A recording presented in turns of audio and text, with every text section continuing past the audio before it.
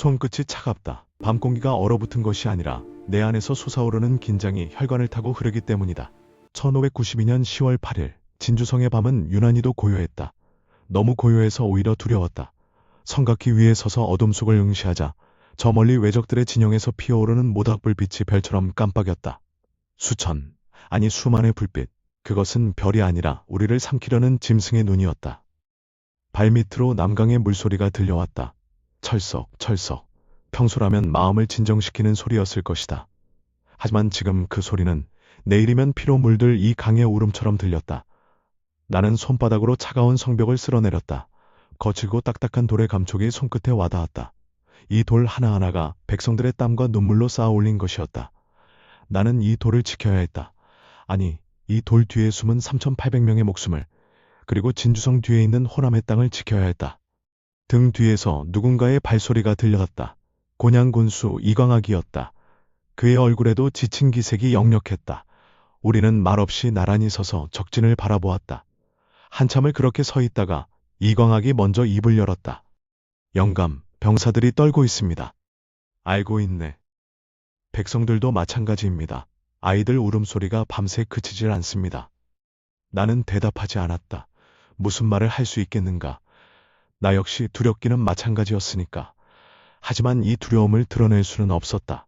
진주 목사 김시민의 두려움은 곧 3,800명 전체의 공포가 될 터였다. 군수, 화약 준비는 끝났는가?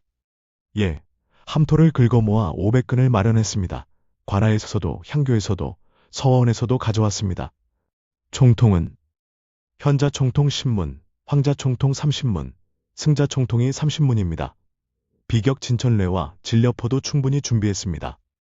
나는 고개를 끄덕였다. 숫자로는 턱없이 부족했지만 이것이 우리가 가진 전부였다. 외적들은 조총으로 무장했다는 첩보가 들어왔다.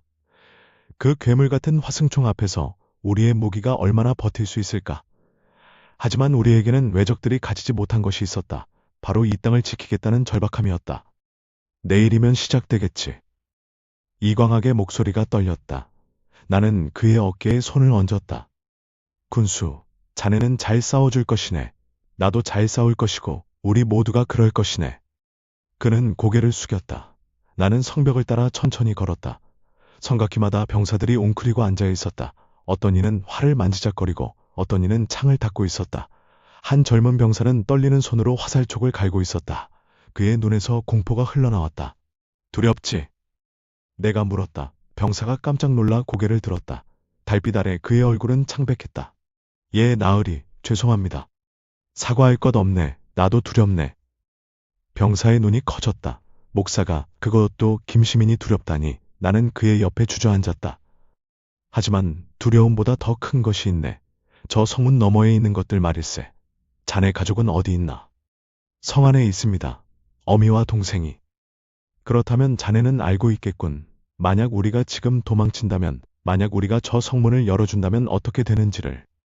병사가 고개를 숙였다. 그의 손에서 화살촉이 떨어졌다. 나는 그것을 주워 그에게 돌려주었다. 잘 갈아두게. 내일은 이것으로 외놈들의 심장을 뚫어야 하니까. 나는 일어서서 다시 걷기 시작했다. 성 안쪽에서는 아직도 준비가 한창이었다.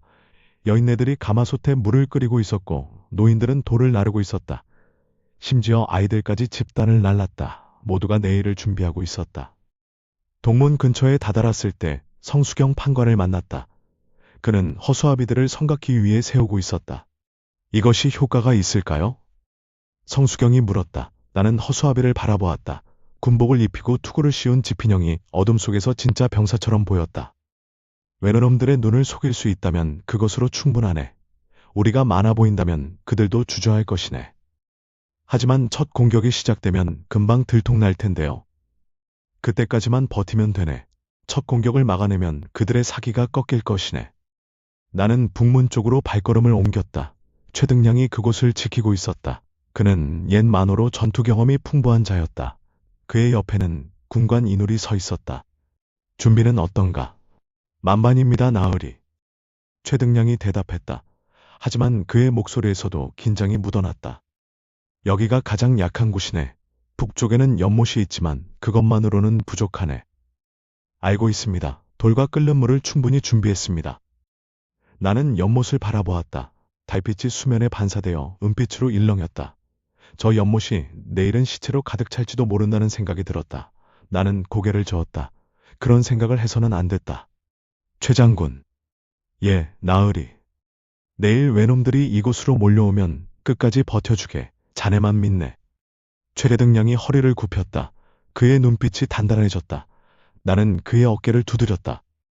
다시 성벽 위로 올라갔다. 밤은 깊어가고 있었다. 별들이 하늘을 가득 메웠다. 저 별들은 내일도 저렇게 빛날까? 내일 밤에도 나는 저 별을 볼 수 있을까? 문득 집이 생각났다. 아내의 얼굴이, 아이들의 웃음소리가 떠올랐다. 하지만 나는 그 생각을 밀쳐냈다. 지금은 그런 것을 생각할 때가 아니었다. 나으리. 누군가 나를 불렀다. 돌아보니 악공 하나가 서 있었다. 그의 손에는 검은고가 들려 있었다. 무슨 일인가? 나으리께서 음악을 준비하라 하셨습니다. 언제 연주할까요? 나는 적진을 바라보았다.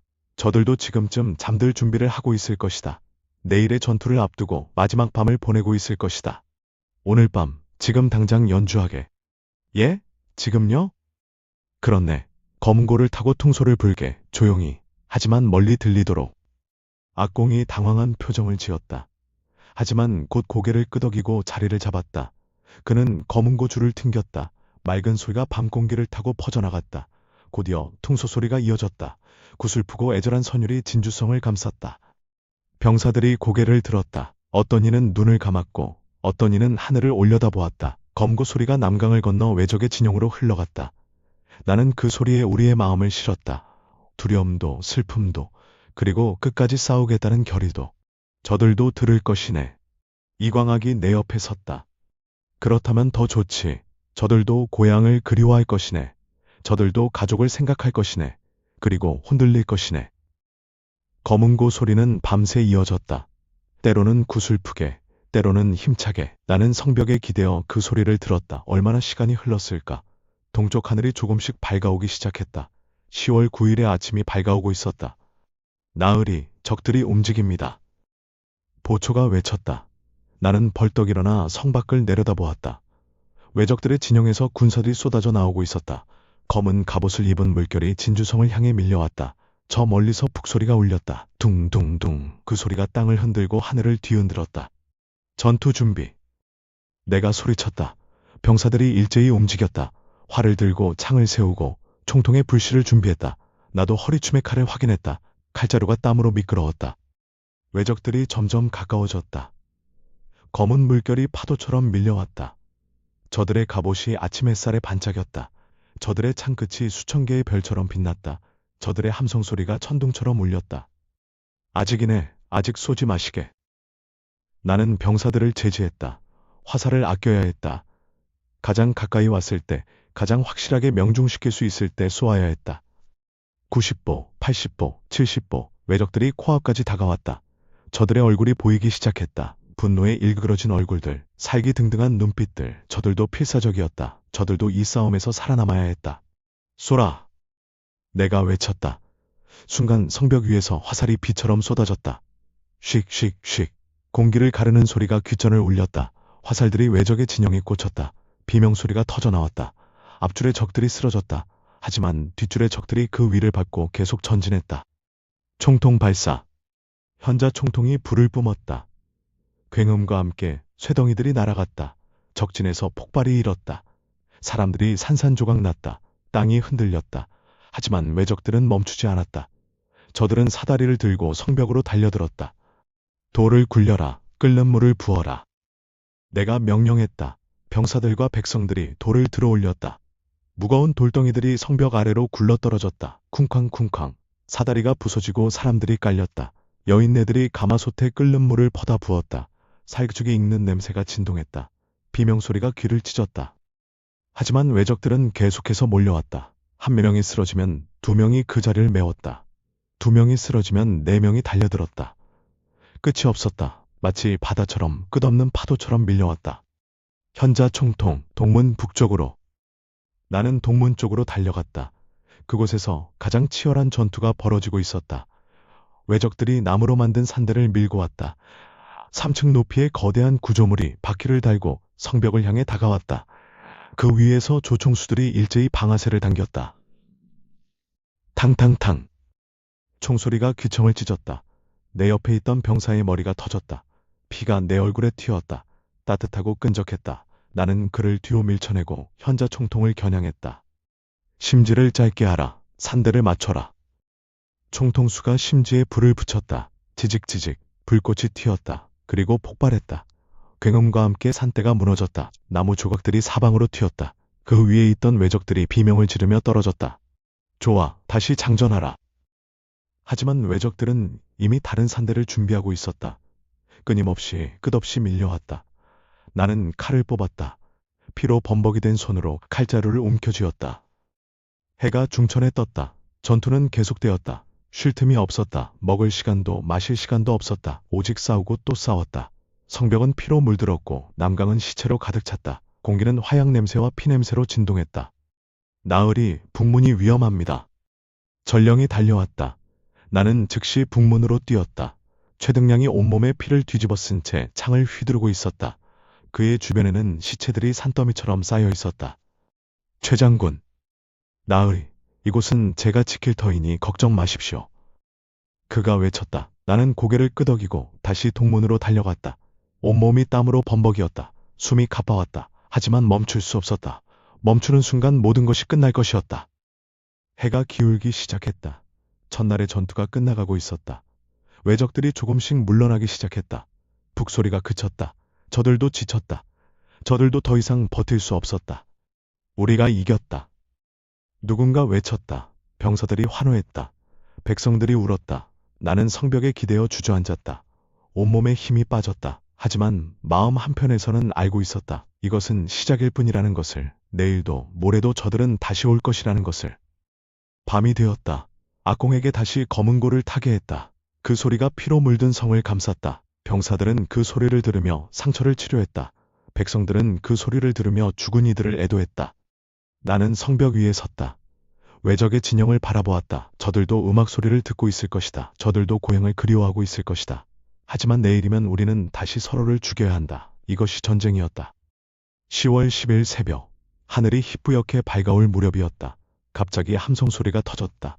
외적들이 야습을 걸어온 것이었다. 횃불도 없이 소리도 없이 몰려왔다. 적습이다. 전투 준비. 나는 벌떡 일어나 외쳤다. 병사들이 황급히 무기를 들었다. 하지만 외적들은 이미 성벽 가까이 다가와 있었다. 비격진천뢰, 진려포. 비격진천뢰가 허공으로 날아갔다.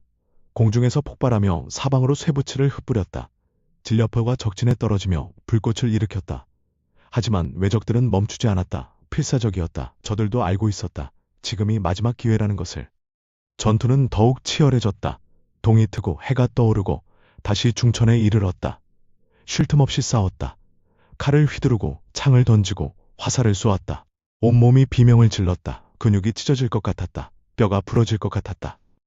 소나무 가지다. 저들이 소나무 가지를 쌓고 있습니다. 누군가 외쳤다. 나는 고개를 돌렸다. 외적들이 성벽 아래에 소나무 가지를 산더미처럼 쌓고 있었다. 저들은 그것으로 해자를 메우려는 것이었다. 화약을 싸라. 지프로 화약을 싸서 불을 붙여 던져라. 병사들이 재빨리 움직였다. 지프로 화약을 싼 뭉치에 불을 붙였다. 그것을 소나무 가지 더미에 던졌다. 활활 불꽃이 치솟았다. 소나무 기름이 타올랐다. 검은 연기가 하늘을 뒤덮었다. 외적들이 비명을 지르며 도망쳤다. 하지만 동문에서 비상신호가 왔다. 외적들이 진영을 재정비하고 총공격을 시작한 것이었다. 나는 동문 북쪽으로 달려갔다. 성수경이 그곳을 지키고 있었다. 그의 얼굴은 피와 그을음으로 범벅이었다. 나으리, 화살이 떨어졌습니다. 허수아비에 꽂힌 화살을 뽑아 쓰게. 돌이 없으면 기와라도 던지게.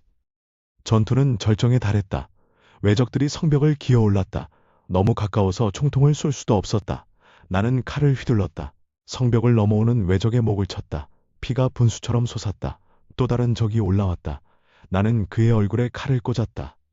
물러서지 마라. 한 발짝도 물러서서는 안 된다. 내가 외쳤다. 병사들이 대답했다. 아니, 외침이었다. 살아남겠다는 의지였다. 지키겠다는 다짐이었다. 얼마나 시간이 흘렀을까. 갑자기 뭔가 뜨거운 것이 이마를 스쳤다. 순간 시야가 흔들렸다. 다리에 힘이 풀렸다. 나는 무릎을 꿇었다. 나으리. 이광학의 목소리가 들렸다. 아득했다. 멀게만 느껴졌다. 이마에서 피가 흘러내렸다. 눈을 가렸다. 손으로 닦으려 했지만 손에 힘이 없었다. 나으리, 정신 차리십시오. 누군가 나를 붙잡았다. 흔들었다. 하지만 의식이 흐려졌다. 어둠이 밀려왔다. 이광학. 나는 간신히 입을 열었다. 예, 나으리. 성을 지키게. 나으리, 나으리. 목소리가 점점 멀어졌다. 전투의 소리도, 비명 소리도, 모든 것이 멀어졌다. 나는 어둠 속으로 떨어졌다. 하지만 떨어지면서도 들었다. 우리 병사들의 함성을, 끝까지 싸우겠다는 외침을. 정신을 잃기 직전 나는 생각했다. 내가 쓰러져도 괜찮다.